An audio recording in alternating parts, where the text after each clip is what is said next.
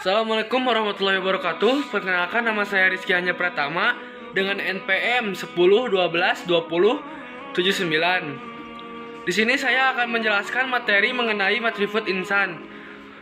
Lanjut saja ke materinya. Matrifut insan mempunyai dua kata, yaitu matrifut dan insan. Matrifut berarti mengenal, sedangkan insan berarti manusia atau diri sendiri. Jadi matrifut insan dapat diartikan mengenali diri sendiri. Secara istilah, matrifut insan sendiri merupakan suatu proses mengenali dan memahami penciptaan manusia oleh Allah Subhanahu wa Ta'ala, yang mana manusia merupakan makhluk yang paling sempurna di antara makhluk lainnya. Hakikatnya manusia terdiri dari 3 unsur utama, yaitu fisik, segala bentuk yang dapat dilihat secara kasat mata oleh manusia. Lalu ruh, merupakan mental yang dimiliki manusia. Lalu akal. Hal ini merupakan hal yang membedakan dengan makhluk lain, yang merupakan unsur yang digunakan manusia untuk mampu berpikir. Dan juga selain hal-hal tersebut, manusia dilahirkan ke dunia dengan keadaan yang kesatu al-fitrah, lemah, bodoh, dan fakir. Yang kesatu, manusia dilahirkan dengan keadaan al-fitrah. Manusia diciptakan al-fitrah, maksudnya adalah diciptakan oleh Allah Ta'ala berada dalam kecenderungan kepada kebenaran dan paham kepadanya. Sebagaimana ulama mengatakan bahwa arti fitrah adalah Islam. Hal ini dikatakan oleh Abu Hurairah, Ibnu Sahib, dan lainnya. Pendapat tersebut dianut oleh kebanyakan ahli tafsir. Lalu manusia dilahirkan dengan keadaan lemah. Manusia juga diciptakan oleh Allah Ta'ala dalam keadaan dahib atau lemah. Kelemahannya terutama dalam menghadapi godaan hawa nafsunya. Kadangkala mereka mengalami lemah azam atau tekad, lemah iman, dan lemah kesabaran.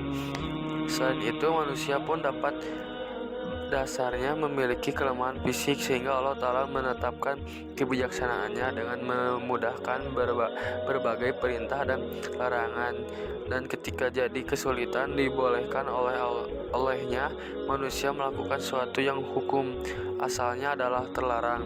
Misalnya dihalalkannya memakan bangkai bagi orang yang kelaparan.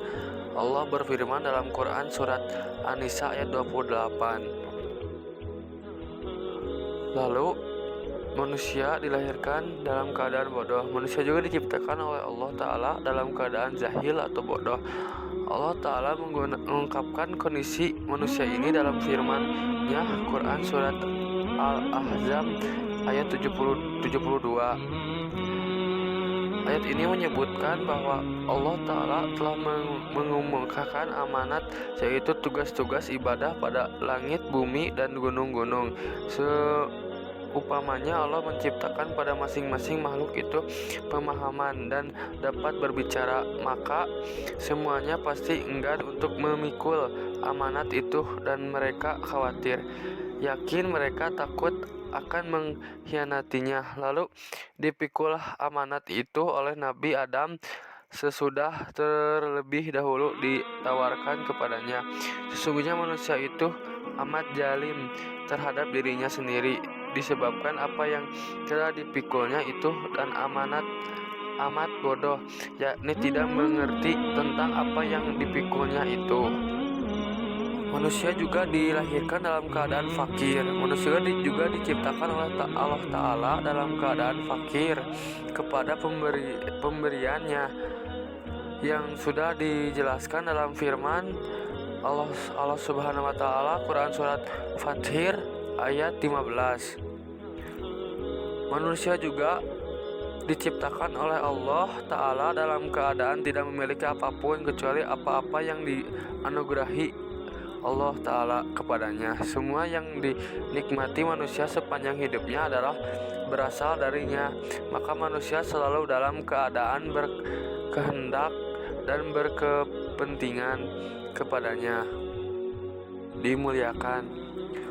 Manusia adalah satu-satunya makhluk yang dimuliakan Allah Subhanahu wa Ta'ala, karena manusia banyak dikaruniai oleh Allah seperti ditiupkan ruh. Allah Ta'ala memuliakan anak-anak Adam karena nafkhur ruhi, telah ditiupkan ruh ciptaan Allah Ta'ala kepadanya.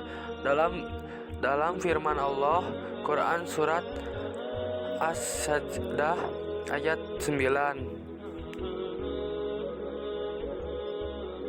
Sel itu memiliki keistimewaan. Allah Ta'ala memuliakan Adam dan anak cucunya dengan raut muka yang indah, potongan yang serasi, dan diberi akal, agar dapat menerima petunjuk untuk berbudaya dan berpikir guna mencari keperluan hidupnya, mengelola kekayaan alam, serta menciptakan alat pengangkut di darat, di laut, maupun di udara.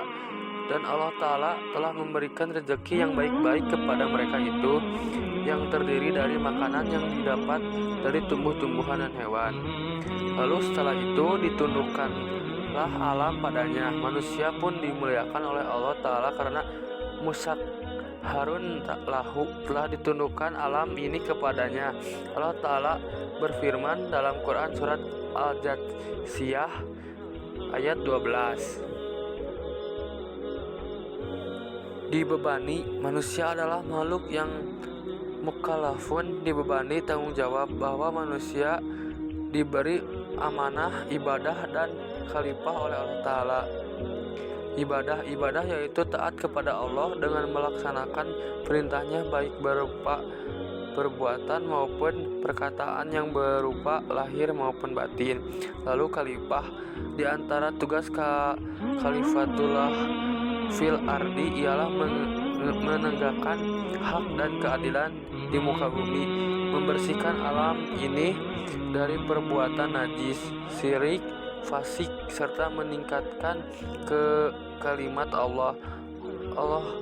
Allah kan memperhatikan dan mencatat semua perbuatan manusia dalam melaksanakan tugasnya itu, apakah sesuai dengan diperintahkannya atau tidak. Bebas memilih, manusia adalah makhluk yang mukhayyarun, diberi pilihan oleh Allah Ta'ala apakah memilih al-iman atau al-kufur, sebagai firman Allah dalam Quran surat At-Tahubun ayat 2. Cukup sekian dan terima kasih. Wassalamualaikum warahmatullahi wabarakatuh.